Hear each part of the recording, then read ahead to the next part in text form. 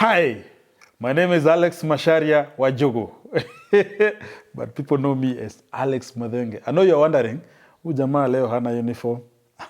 Leo sina uniform, inakauka. Unajua inakuanga moja tu. By the way, hiyo uniform ni Alex Mathenge. But whoever is here is Alex Masharia. But I'll be talking to you about Alex Mathenge na pia huyu Alex mnaona hapa. By the way, people don't know I am a real cop. That's a joke. I like confusing, but I have everything a cop does. Ukicheza na mimi naweza kuweka ndani. I'm a producer, I'm a content creator, and I'm a businessman. Oh, and I'm a father. Father of two. So, twende kazi. It's funny how people think that what we do is just for fun. We are just having fun, creating funny moments. It's not work. They have jobs, as we are jokers. So, you go to an interview or you meet people and they ask you, okay, apart from comedy, what else do you do? Or apart from music, okay, you're a good singer. What else do you do? They don't know singing or doing comedy or arts can be a full-time gig that you invest all your time in. As an MC or as a comedian, you spend so much time writing the jokes, going to places to see what people are doing and picking something. You write it down somewhere. You go, make a script, maybe rehearse it, talk to some people, find out whether it's funny. It's a whole job. Comedy is a full-time job. And by the time you take comedy to be a full-time job, you've already done like 70% of the work. You start it as a side hustle, just like everyone is saying. What else do you do? Unachekesha watu kwa harusi, you get other 4 weddings. So you like, I have 6 weddings between now and next month. See, that can be a hustle. If whatever they're paying is more than these other gig, why don't I concentrate now more on the comedy? So you now start treating this 8 to 5 as a side job, as a side hustle. Now, my journey into comedy is very interesting. I come from a family of teachers. My dad is a teacher, my mom is a teacher. So I am a mtoto wa mwalimu. Kwetu tuko sawa. I will not come here and say that I suffered, I grew up in poverty, ati tulikuwa tunalala njaa. So kwetu tulikuwa sawa kabisa. Kwetu tulikuwa tunateseka for fun. Let me explain this. Sema shule yenye naenda, mimi ni mtoto wa mwalimu. My parents can afford butter shoes, new, even 4 pairs. But everyone else doesn't have shoes.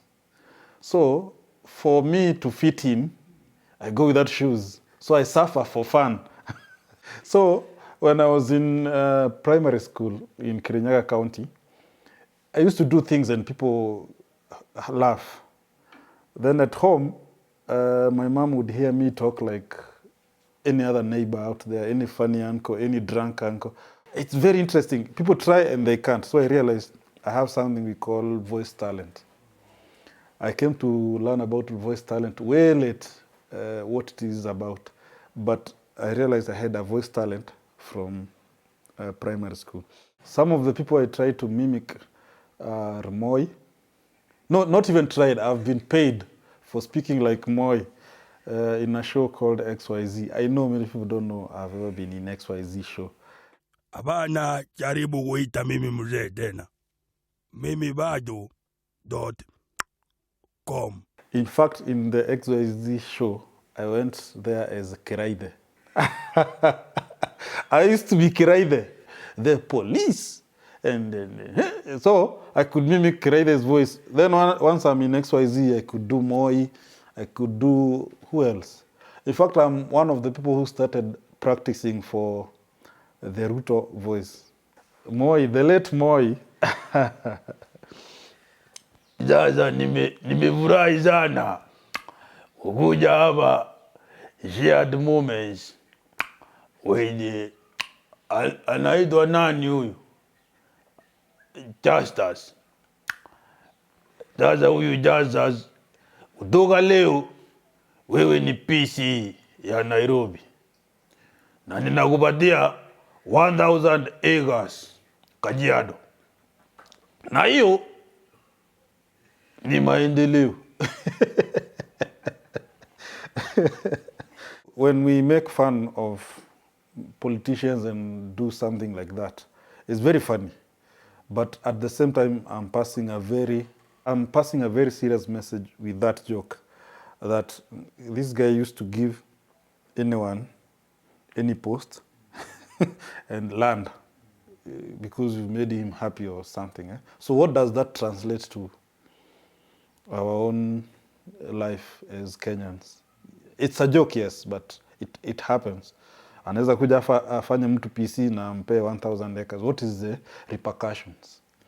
People laugh. That's why at times we do something online and it's political and guys will come and comment, Alex, ukitaka vizuri achana na siasa. We follow you for your comedy, but wachana na siasa kabisa. Yeah? Siasa, we stick to comedy. But then I explain to them when I have time, but there is satire. Satire is a form of comedy. And satire is very uncomfortable. So anytime I'm doing satire, it's not comedy to you. Because maybe I'm attacking your favorite politician. But maybe I'm passing something very serious to everyone. It's very easy to pass messages through comedy. At times when you get invited to a school and people fear the principal of that school and you are the comedian, it's your duty to tell that principal what the students want to tell him or her. Now, the biggest disadvantage of being a comedian is that people may not take you serious at all times. At times you go for a meeting, people know you as the comedian, but now you are in business. You wearing a suit, you have a presentation, laptop, kila kitu, you have a team, and you're in a boardroom. The CEO walks in and is like, this joker, ule msee wa social media, I like your jokes. I know you are very funny. Kwanza, they tell you are very stupid. I like your stupid jokes. You're like, yeah. I like how you think.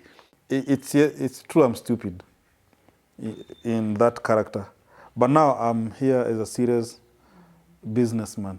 And now it looks even funnier when a funny person tries to be serious. There's a story Makoha of Vioja gave me when he was sick. The doctor could not hold his laughter. He's in pain, but you can imagine this is Makoha. He's sick. He's breathing in pain. He wants help. But you've seen Makoha for 20 years, Vioja. You've seen his act. And now he's in your hospital. Makoha is like, nipatie tu dawa nataka, nisikia kukufa. The guy is like, wow, that one. Yeah, you are funny. You're very funny. I'm sick, mazi naumwa. Hey, what? I like how you say it. The guy almost died, bana. He's like, nitakufa, bana. It's serious. Nipime, I'm dying, bana. So there are instances where people don't take you seriously. And it's not up to you. It's up to the fan or the follower to know, now this is comedy. Now this guy is sick or he needs help. And at times it becomes very irritating when now people become overboard. Maybe you're with your family at the mall, you're doing some serious shopping, and this fan walks and he's shouting and he's trying to show how excited he is to see you. He's taking pictures. At times it becomes irritating. But some people are organized. They come and tell you, hi, I like what you do. Can we take a picture? Or my wife follows you. I've known about you today. Can I take a picture of you and her? They are very respected. But most of the people, they are very annoying. They'll shout. Maybe you're in a place where you don't want people to know you're there. Madenga, afande. Hey, like, hey, I do that all the time. Hey, wacha nini bwana? Hey, Madenga yuko hapa bwana. Hey. So it becomes irritating at times. And that's why you find now you start saying celebrities or public figures, they choose to go to different places and not. I didn't understand when I was starting, but now I understand.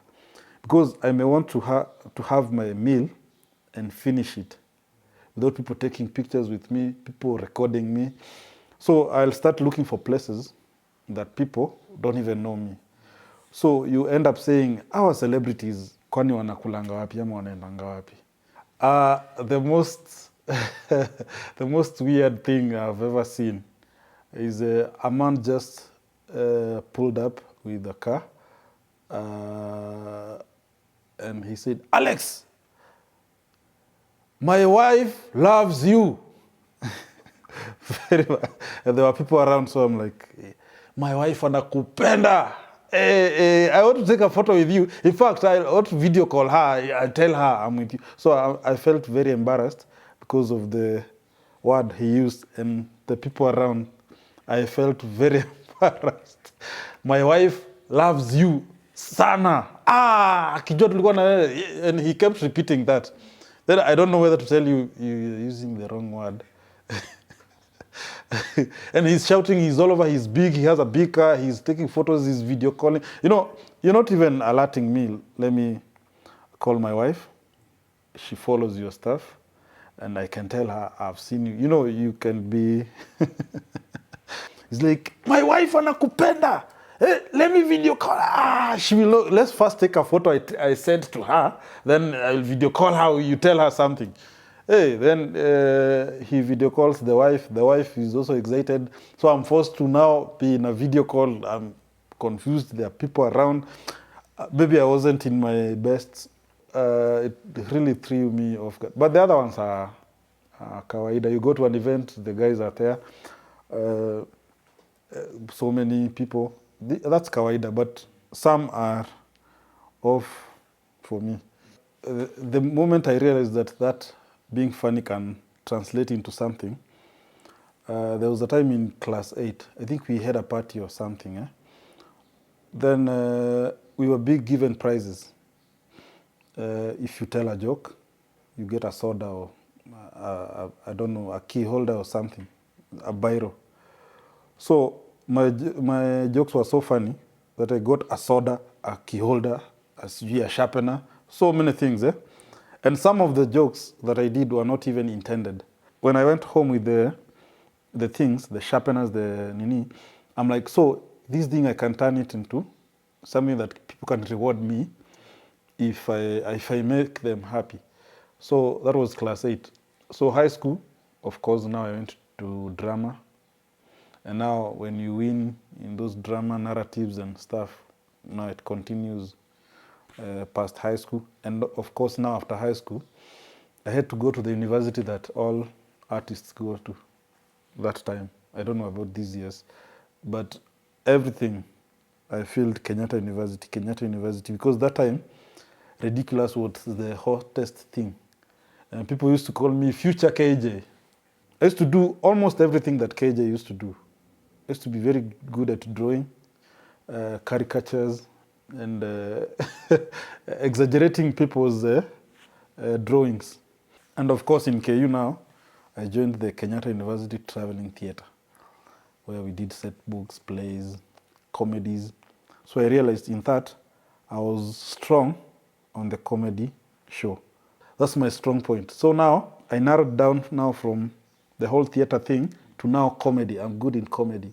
So I started perfecting it. And now going for auditions, Churchill show, I don't know, Red Corner, anything that you can get, XYZ, anything comedy. I connected with Ridiculous. Because now when they were hot, they used to come for us. You know, we are the young guys with ideas and we can be extras in all those things. So there's a way we get assimilated to their events and their gigs. When they have ads and they want a crowd, It's Alex they call. Hey, nitafutia watu 50 hapo KU, tutalipa 1,000. Mimi nakuja naambia wanalipa 500. When they have a gig na wanataka maybe msafara, I'm there na tunapata pesa. So now I started testing real money in campus. Now the breaking point or the breaking through now to the full-blown industry comic guy or now venturing into comedy professionally came after I realized that the comedians were making quite some big amount of money, the serious ones. And I realized you have to be very connected. And I was already connected to the ridiculous and everyone. So I was learning whatever they're doing. And there's something Kajairo used to say. Kajairo used to say networks are net worth. So I used to talk to everyone I know who works in a place I would like to work after campus. So where do comedians go to? They go to radio, they go to TV, they go to advertising agencies. Then I came to learn, Tony Njuguna used to call me. Now see, he realized I have a voice talent. I can imitate anyone. Tony Njuguna used to call me to so many radio adverts at Scanad. He was a creative director at Scanad. So I would ask him, what is this we are doing? Like we are reading a script, it has Kalenjin and Kikuyu, they are saying something. Then at the end, I can see something written, announcer. And then he tells me, this announcer is a serious guy. We'll have a guy come and voice this. But you'll do the drama of this Mukalenjin and this warrior. This warrior is this guy. So go through this script and memorize it. Then we record for radio. I'm like, for radio? I thought you only do TV and print and, So I realized there's an opportunity here for doing radio adverts. And people get paid a lot to do radio adverts. So with my voice talent, if you did a Mkalenjin, I'm game. If you did a Kikuyu guy, I'm game. Like 7 guys. So I even overdo. I started changing some of the scripts and tell Tony, hapa tungeeka hii. Tungeeka hii itakuwa funny. Anacheka, you try that, then it works and he like, you can be a good copywriter. I'm like, what's a copywriter? A copywriter is the guy who writes adverts. You see the way you're thinking, you can be a good copywriter.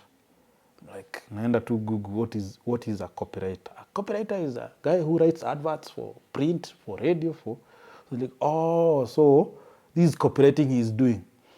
He's writing copy for ads. So I'm like, this is an opportunity. Then Kajairo was in TV. So he's like, Kajairo, how do people get to TV? He's like, you shoot a pilot, then you take to production manager. If they like it, they pay you, they commission you. So like, so there's an opportunity for TV. And now this is radio.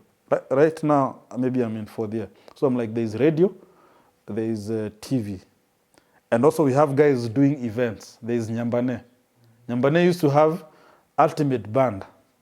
So Nyambane, how can I make use of events? If you're funny and if you can do music, you can dance, you can make people laugh, you can do all these things, I'll be calling you. So I have Tony in advertising. I have Nyambane in events. And I have Kina Kajairo in TV. So I'm looking for opportunities. And remember, networks and net worth. So Nyambane will call me for this gig. I get 20K. Tony will call, I do a radio, I get 20K. Kajairo will say, huku hakuna space kwa TV, but I have a gig ya TV na walipa 5,500. Tunaenda tunafanya. So in a month, you find I have money and I'm not yet done with school. But I know after I'm done with school, these guys will never look for me. They look for other guys. So now I started another networking thing. When people come for events or for appearances, big people, CEOs, when they come for those talks, I make sure I'm the funniest that day. And I make sure I'm the most noticed. So it happened for quite some time until now, one day, the gentleman who changed my life came to KU. His name is Linus Gitahi, the CEO of Nation Media Group at that time. That was 2010. So tumechekesha. Me and my friend anaitwa Alibaba used to have something called serikali. Serikali is 2 cops. This is Madenga you are saying, you used to be 2. So tumechekesha, guys are dead. So we go for the luncheon at a place called KUCC. So guys are seeing buffet, chakula. Watu wanasema, leo tumepona. Me I pulled Alibaba nikamwambia, guy, let's not focus on the food. Linus yuko peke yake pale. Let's go talk to him. And because we were the ones entertaining, he will not say no. So we walk up to him. We're like, aye, sasa, we are the 2 guys who are entertaining. Oh, that was very funny. He started repeating the joke. That you said of, nini, anacheka. We are laughing to his jokes too. You know, CEO lazima ucheke jokes zake. So, now, Mkubwa, me and this guy, tunaweza taka kufanya kazi kwa radio. Kwa radio yako inaitwa QFM if kuna nafasi. Just asking. We are in for the tunamaliza. It's like, radio, akaita someone, nani? Sijui director of corporate affairs, sijui something, talk to these fellows, give them your card, and hook them up with John Wilkins. John Wilkins was the head of radio at Nation. So we get his card. The next day, emails. Hi, we are the guys from yesterday. John Wilkins, CEO, said you hook up. Then the guy went quiet. No reply. No, you know, those guys are busy. He's the director of corporate affairs. Maybe he has traveled. So keep waiting for the email. Then another gig comes. We're almost graduating. We get another gig at Norfolk Hotel. The 2 of us. Guess who is invited? Linus guitar still, and his other guy who never replied to our emails. That day, I told Alibaba, today, we are killing it now. Hey, media, wako huko, K24, KTN, see, he's from Nation. They've never said anything. Let's be the funniest today. Hey, we chekesha watu huko, CBK governor is on the floor. I remember it was launch of something banking, and we were so funny. We made a very funny skit about banking. The CEO of the CBK governor was like, me, I've never had. These guys are, so the medias are taking our numbers. Hey, K24, hey. Linus came, he's like, you guys come. Ingieni kwa gari yangu. Tuliingia kutoka Norfolk up to Nation Center. We went to 6th floor. Linus went to John Wilkins' office. He was like, these 2 guys are from KU. Find them something to do hapo kwa radio. From there, we were told, go do a voice test. We were like, what is a voice test? Me and Nico like, I think voice test. Because I've been to Scanad with Tony Njuguna. See, they did voice tests for me. Ongea kama Mkale na ongea. Ongea kama Meru. That was the voice test. So like, I know what is a voice test. So we do the voice test. Then 1 week later, we are employed at Nation as comedians for radio. We were doing comedy every day for 3 minutes. With topical issues, we digest as policemen and talk about it in 3 minutes. So that's how I got into media. And now, because the CEO brought me there, no one could fire me. So that was the journey now from comedy to media. From there, remember I have just 3 minutes. What do you do with the rest of the time? I think I have one photo of my graduation. Because I remember I even shot a pilot of a TV show, I think on the day of the graduation for NTV, but I never knew where it disappeared. There were so many opportunities. So now we started going to events, XYZ, Churchill Show. You find something else to do once you do your 3 minutes. And I ventured now into creative copywriting, which I learned from Tony. So after I'm done with the 3 minutes, the guys who are recording next time, like, hiyo script mnafanya inakaa aje? See, leteni hiyo script. I'm like, kaa hii na hii na hii. Let's hear how it sounds. Wana record, I'm like, toa hii, ongeza hii, alafu ongeza hii. It's like, the boss is like, na unaweza kuwa copywriter by the way. Najua hata Tony alisema, naweza kuwa copywriter. So, there was no job for a copywriter because there are already copywriters there. Then the poaching happened. Station inafunguliwa inaitwa Radio Maisha. Wakakujia copywriter wa nani? Wa QFM. So Alex, si Alex una copywriting? Si uchukue hiyo job basi. So mimi ni copywriter 8 to 5. So I do my 3 minutes. Naenda nafanya copywriting 8 to 5. Nikapata job ya copywriter. After that, I did that for like 4 years in Nation. Copywriter. Comedy in 3 minutes, and at some point we did away with it. Iliacha kuwa funny, or we outgrew it. Because that was just an entry. Now that's a very big learning point. Once you get an entry point somewhere, don't dwell on it. Now venture into. If opportunities are few in a radio station, there is no comedian who is being fired. There is no comedian who is dying. But there are opportunities for radio production, radio creatives, and radio I don't know what. So you can do that as you wait. So I'm cooperating as I do comedy.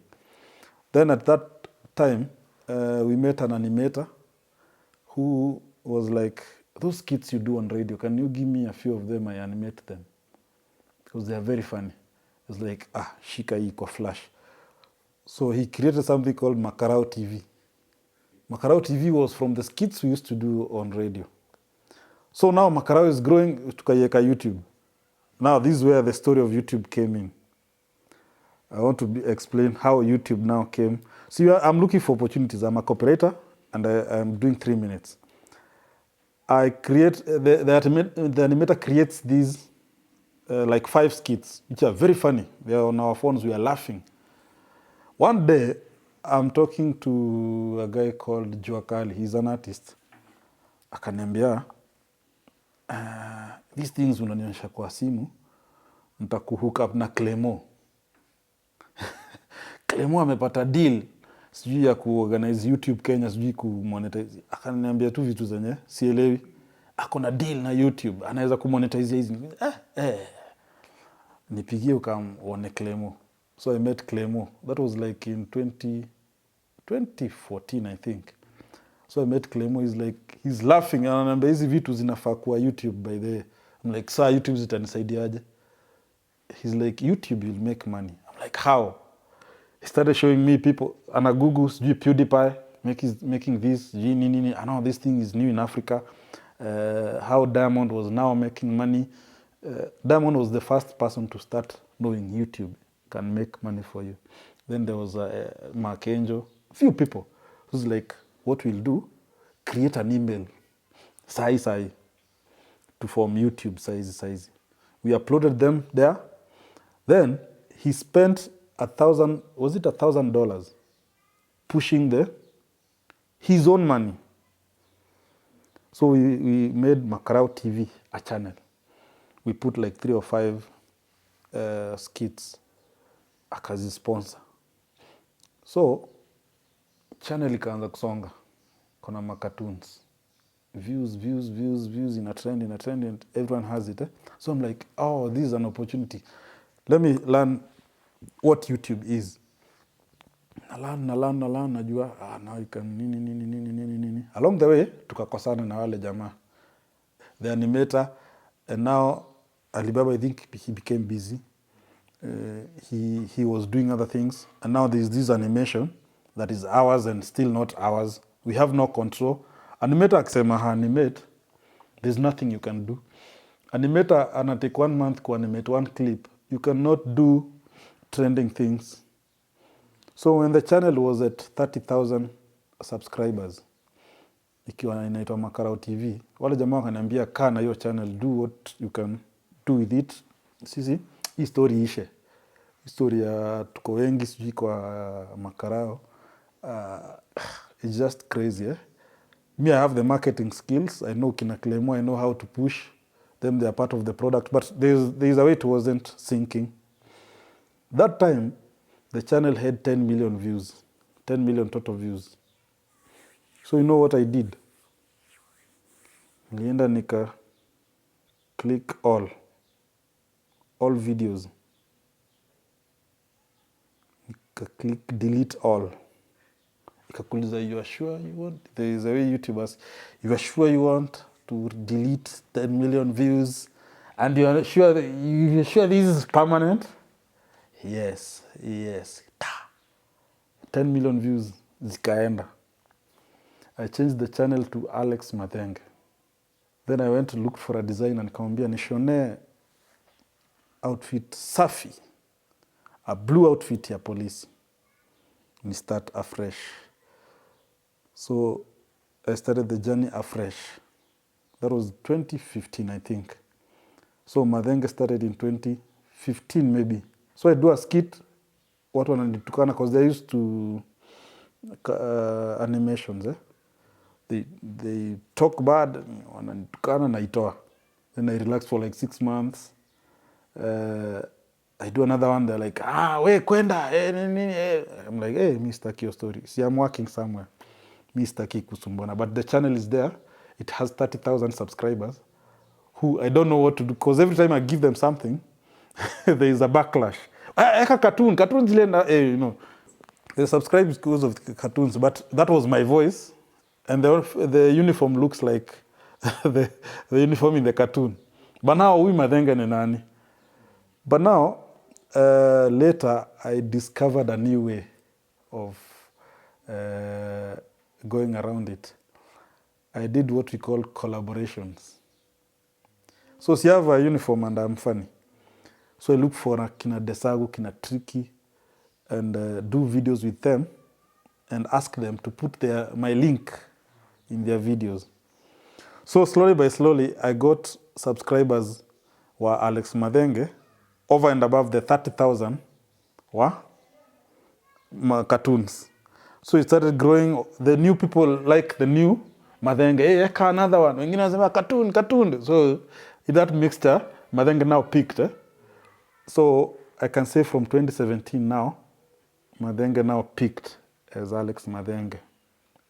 I can say the reason why I never get settled or I get motivated daily to try other things, I think it's because I've worked in the corporate world now for 10 years. I did radio for 10 years, and that is behind the scenes after entering as a promising comedian from KU, fresh from KU, but it never happened. I ended up being in a corporate sector for 10 years. So one thing I realized in the corporate world, you can have it today and tomorrow you don't have it. You can be the primetime news presenter, untouchable today. Then the managing director just comes and says, by the way, tunaona uishie tu. Then your life changes. So I've always seen guys being comfortable and life changing. And I never wanted that to be me. So when I was doing Makarao TV, that was cartoons. I knew that is not my face. Those 10 million views, no one knows my face. What do I want in future? I want to MC. I want to endorse products. I want to do meetups. I want to do so many things as Mathenge. That cartoon, even if we get 1 million subscribers, it will never help me with that. I'll never do a roadshow as a cartoon. There's still me. Maybe I want to go to politics in future. People have never seen my face. How will I tell people ati ni mimi niko nafanyanga ile cartoon iko na 1 billion views? So I knew at some point I'll have to come out as the real me. And also, the digital space was disrupting the traditional space. Remember, I was telling you, I came in as a promising comedian. Then there were no spaces. And it's genuine. There is no space. Because from morning show to night shift, every show is packed. There is no space. So what do? You can't create extra space. And now digital is now, every time you go to meetings, you're like, hey, digital wanatunyang'anya biashara, sijui nini. They were to give us business, but they gave to digital influencers, like, oh, so guys are now going digital. Then there was talk of TVs itakuwa digital, something. So like, oh, so everything is digital. So everyone is pushing to have numbers online. Follow me on Facebook, follow me on Twitter, follow me on. Then Kina Robert Alai were now the big wigs. I'm like, this Robert Alai is not on radio. He's just talking on Twitter and he's a big wig. And he's making money. And me, I'm in a traditional space fighting for space to get in where people are getting out. So YouTube came through for me because now that is a place I could get time and shoot. And it is growing as I work. And I remember one of my bosses came one day, asked me, what are you doing on YouTube? What are you doing on? I saw you opening a Facebook page. What are you doing there? I wish I can meet him today and remind him. Because if you're not big online, there are many things you cannot do. There's a time musicians used to release their music on radio. They're like, tomorrow, Capital FM, 7 p.m., I drop my song. Tomorrow, Mseto, East Africa, Mwalimu, Mzazi Tuva, tuna drop. If Mzazi tells you don't come, that song is not dropping. What happens these days? 10 a.m. tomorrow on YouTube. And you are sitting there, you are seeing people making posters of it's dropping on YouTube. And you're still asking me what I'm doing on YouTube and Facebook. On YouTube, that is when we realized this guy has a new song. And now we call him for an interview. So I'm on YouTube to see what people are doing to create content for radio, but you can't see. So I realized these people were not on the same, them they are comfortable. It works. People bring CDs hapo kwa reception. When is the last time you had an artist sending a CV or a DVD to a station? No. Right now you push streams, Spotify, Apple, YouTube. That is how you push. And if you are not in the transition, then you are phased out. If people are coming to use mobile phones, nawe umekwama na call box. Once everyone has a phone, a mobile phone, they never come to that call box. So never be in that era ya call box that yes, bado ni ya kuweka coin una reverse call. People are buying mobile phones. Now come to the mobile phones. So I don't need all those things if I can reach you on your smartphone. So when it reached that point, I said bye-bye to the traditional radio, TV, and everything. And now I shifted to now the digital space. Because I worked in 3 media houses. I left Nation, I went to Royal Media, and then I went to Standard. The reason I left those companies, because their disruptions were always digital. All along. In Nation, they're saying, hey, our revenues are dying because guys are now advertising on Google and YouTube, and they are good. You find a guy saying, me, I advertise on Facebook and I'm okay. So I don't need Gazeti. So you go to Royal Media, everyone is like, those guys now they're advertising on Instagram and they are getting money. They don't need us. Standard the same. So I realized why should I be in these companies while people are on this other side now? And when I was in Royal Media Services, they started Viusasa. So I'm like, oh, you can see the future now. So even I'm getting out, at least you've started with the future. You can see people are going to apps, Netflix and YouTube and all these other things. So I left all that with the knowledge of digital now to start my own things. Now converting from a side hustle to a business, it came in 2019 in July. I remember that is the last time I said, I've done 10 years. What is it, 9 or 10 years in being employed. But through that time, I had learned a lot in production. See, I've worked in media houses. I always ask questions. How do you buy this camera? How do you get these? How do you edit these? So I know how to edit video, audio, I know. And now I'm getting to the digital space. So there's no way I could get into the digital space without anything, just the knowledge. So I had saved a lot and bought a number of equipments, microphones, cameras, editing suite, everything. Most of the artists, they have edited their projects in my in my editing suits, even when I was working. But they didn't know what I want to do with them. They're like, Alex has a nice editing suit, very fast. They can come export haraka haraka, and they don't know I'm starting a company. Buying gadgets pole pole, sound card hapa, hard disk, maybe power backup, kidogo kidogo tu, microphone pale, tripod, memory card. Yani, pole pole, I know, I'm just ticking. Once I know I have everything now, I can make a studio and start. So in 2019, July, I said goodbye to employment. So then I started my advertising company. Remember, you cannot settle and say, now I'm going digital. Digital is what? What if comedy fails? So now I have a production company that gives solutions digitally. Like if you want digital marketing and digital products to do well, I'm the guy. And now because I have a production, it can support anything, whether it's going to digital or to TV or to wherever. So I have a company that produces audio visual content for advertising, for myself. And 90% of the time, we are doing work for other people. 10% is the time I now produce my things and now guide people on how to do digital marketing. Because I know one or two things about digital marketing. And now that time, after I've left work, a few months later, I get this silver button and there was a lot of talk about it. So now, the interesting thing, God works in very mysterious ways. Google decided that time that the buttons they received, like 5 of them, the ones we were to receive, we had a Google event that they had invited all these big names. The minister, I don't know, the head of what, so many, it was a big event. Then they said, we'll give you these silver buttons in that event.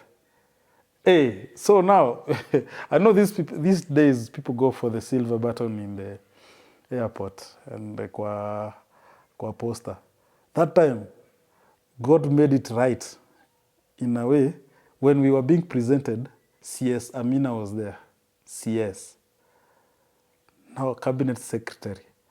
So now the photos that were taken was of CS giving Alex his silver button. Have you ever seen legitimacy? You legitimizing, you left work to concentrate on digital. Now you can see. Now you are getting me. This thing was given to me by a minister. Okay, they don't know. This thing was sent by YouTube to the ministry for them to give to Alex. So it's a big deal. So I got a lot of business from that. Just that picture. There's a picture of me, Dorothy Oko, Muricho, and CS. And now the other YouTubers were Kabiwa Jesus, Joanna, Wabosha, Sharon Waniz. We are like five buttons. Tumepewa hapo. So now I was able to translate that into digital business. Because once you see that in my profile, that even the CS came to give me, my award. And people thought it had money. It looks like an Oscar kind of thing. So it gave me a lot of business for quite some time and credibility. What spoiled is COVID. So COVID came and spoiled now in 2020. Now when you are killing it. But it was a blessing in disguise. I thought COVID spoiled everything. Until too late. By the end of 2020, now we were giving up and saying, now we are going home. Hii mambo ya content, we make content, COVID is everywhere. We are fearing, you get infected. Wacha to see produce. Then now another opportunity comes. These companies and NGOs, which are supposed to do events, and they have money from donors and all these other people. Now they cannot do events and they cannot return that money. So what do they do with the money? See, they come to your inbox, they're like, can you do something for 1 hour a live stream doing something with our products. We pay you, because if we return this money to our donors, they'll think we are not serious. So we'll give them a solution and say, because there's COVID and we cannot go on ground, we paid these guys to live stream and pass the same message to the same people. So like, oh wait, so this is another venture, live streaming. So towards the end of 2020, when now COVID was hitting well, we were closing down. But now live streaming came and saved our lives. So we did a lot of live streaming 2021. COVID ikakuja ikaisha. Then now we are trying to get back now to full-time content. So just like you are saying, don't get comfortable. When when I was in radio, I thought radio is everything, but there was YouTube. Then YouTube came. Then YouTube almost got messed up by COVID. Then live streaming came. And all of it is digital. So there's, right now we are going into another phase of now controlling your funds into a smaller number of, how do I call it? Premium. You can have premium funds. You can even have 1,000 fans who give you 1,000 bob per month. You entertain them in their own way. That's another venture. I can have a website which have people that pay me X amount of money and I give them their content. And I still give the content for free on YouTube. So there's always something coming up. Now let me talk about my character, Alex Mathenge, which is also my Monica name. I use the name, first the name Alex Mathenge. Creating that name was a process. Because now this guy speaks like a Kalenjin, but his name is Kikuyu. What does that mean? It means it's not the only character that I can do, but it's the character that got loved first, and I had to do it for quite some time. Alex Mathenge is the comedian who can do a police character, and he has done a police character which has been loved. Maybe there are others to come. Of course, there are others to come, and there will still be Alex Mathenge akifanya. Right now it's Alex Mathenge akifanya polisi. There will be Alex Mathenge akifanya Masai. Alex Mathenge akijifanya labda mama or something. But the anchor is Alex Mathenge. So the character of the policeman, I studied literature in university, and there's something called the character book. What the character, how you shape the character into a real life person, so to say. Like huyo Karao ni kama mtu wa ukweli. What does he like? First, all my videos have women who have a big sitting allowance. That is that character. How does it get him into problems? Having that obsession of those people. I used to have a torch during the day. Why? Maybe I don't have a place to sleep. I was in night shift. I'm also doing day shift, so I'm a tired police officer. So I created that character that way so that many police can relate with it. And many civilians can see the police they see vis-a-vis this other character. Because I had instances where police were telling me, people come to me and tell me, why can't you be like Alex Mathenge? Why can't you be nice like him? Why can't you let people go? Like, why can't you be making fun of your work? Like, so I'm creating a character who is so lively at his work, despite his challenges. He makes fun of his situation, and he gets into problems just like any other person. Because most policemen are, they feel strong, they feel they're above the law. But for my character, it's different. I'm almost human. I make mistakes. I am indebted. I have debts. I have no wife. I have school fees arrears like anyone else. Nafungiwa nyumba like any other kawaida guy. So I created a normal cop who is like a normal human being. He's not up there. He's not powerful. Only that he has a powerful uniform. And at times he uses that uniform in a very negative way. The opportunities that come with being on YouTube are so many. I cannot count them. First of all, we only used to think getting views and getting paid on YouTube was the only thing. But I came to realize when I go for meetings and people know me from YouTube, it makes the business that I'm pitching for easy. So YouTube has actually helped me a lot to pitch for business and get it. Because if I'm pitching for a digital deal and I'm the guy who is big on YouTube, there's no doubt I'll do a good job. That's a credible way to say I know what I'm doing, because I'm big on YouTube and you know me from YouTube even before I came to present myself. That is 2. Number 3, working with different corporates who I would not have worked with when I was just myself, when I was just a producer. I'm a creative copywriter working under someone. Right now I can work with companies or corporates as myself, as in they have contacted me directly. I'm not under anyone. So I can give value and they can give value back to my brand in that aspect. The other is interacting with people, creators and also fans. And I would encourage any other creator out there, usichoke, keep pushing. Unajua, the journey I've given from 2010, falling and waking up and falling, it was still towards making me now do it look simple. Inakaa simple sana, but it's because the journey, mtu ajui hapa kuna 10 years nilitumia kwa corporate world. So now I know how to pitch business. I know how to write proposals. I know if YouTube calls me to speak, vile walituita huko, what do I tell people? So I have to have other knowledge apart from creating skits. I have to tell people do A, B, C, D. So I'm of help to other people because I've gone through this process. So this process that you're going through as a creator will help you achieve so many things, and it will look very simple. Naongea tu, lakini it's a process of a long journey.